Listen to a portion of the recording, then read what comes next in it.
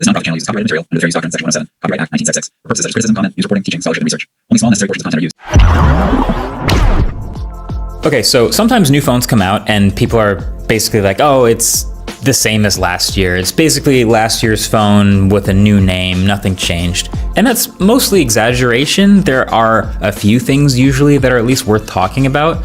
But with this phone, I can honestly say there is nothing dramatically new about the S25s. So welcome to your first look at the Samsung Galaxy S25 series, S25, S25 Plus, and S25 Ultra, plus my take on what's going on with Samsung right now. So right off rip, very familiar on the outside, right? With the standard phones, without the new colors, I honestly don't think I could tell the difference between this and last year. Same 6.2 inch and 6.7 inch sizes, same flat sides, same cold design.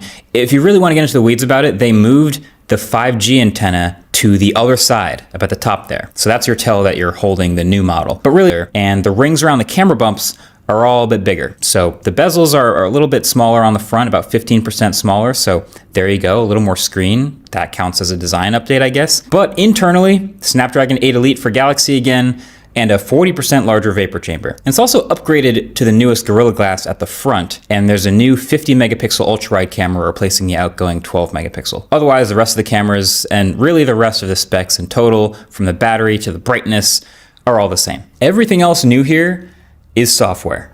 So we'll get to that in a second, but you remember when phones used to do just the S update every other year? They would have a big jump and then a small jump, and that small jump was like a spec bump in the same design. This is the purest form of just going back to that. Like, this is basically a Galaxy S24s. And on one hand, how can you blame them, right? Like, the S24 line sold really well for them. People loved those phones. The Ultra won my phone. It's triggered when you hold the power button, and it looks like this. Now you can actually see it says Ask Gemini in the box, but it's not actually pure Gemini. It's more of a hybrid of Google Gemini and Bixby. So combining the best of both worlds, and obviously Gemini is going to be better at most stuff and it will default to that. But some of Bixby's ability to reach into apps and perform in-app actions is also here. So it's fascinating watching this work because for most of the stuff you ask, it just is Gemini, right? Ask it some facts or some current events. But every once in a while, you can ask it something specific, like to add an event to your calendar. And then you can see it take action and dig in and actually do it for you instead of just opening an app and asking you to do it. And that's genuinely useful. Some people are going to build their whole lives around that, I'm sure. It's kind of funny. It doesn't seem like you're able to pull it up with a voice command trigger. Like, you can't just say Bixby and it comes up. Or Google, reading an article, AI Select will surface writing tools, and then you can summarize that text, or at least the text that's currently on your page. Or if you're watching a video, you can pull up AI Select, and there's a tool to make a GIF of whatever's on your screen. So you can select the video and a few seconds of it and make a GIF super easily. I could have sworn they had a way of doing this with the S Pen not too long ago, and I just forgot about it, but shows you how much I used it. But yeah, now making a GIF is easy whenever you want. There's also now natural language processing in the settings and gallery search. So you can just search using regular sentences and it'll actually find what you're looking for by understanding you.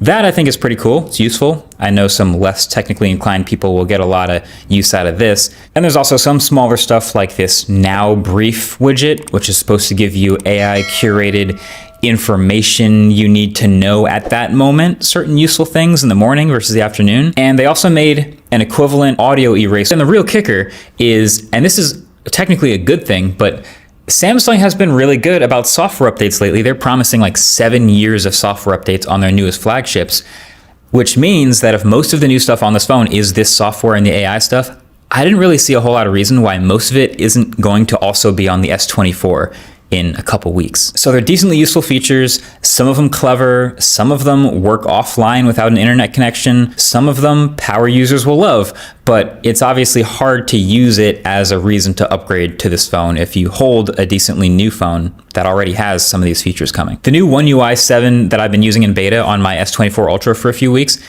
which is this whole, software overhaul and aesthetic coat of paint for Samsung's phones. I think that makes a bigger difference than any of the hardware stuff that they're changing about S25. Like, you could give me right now that new ultra wide on the Ultra and I might not notice. You could give me the slightly bigger screen, I might not notice.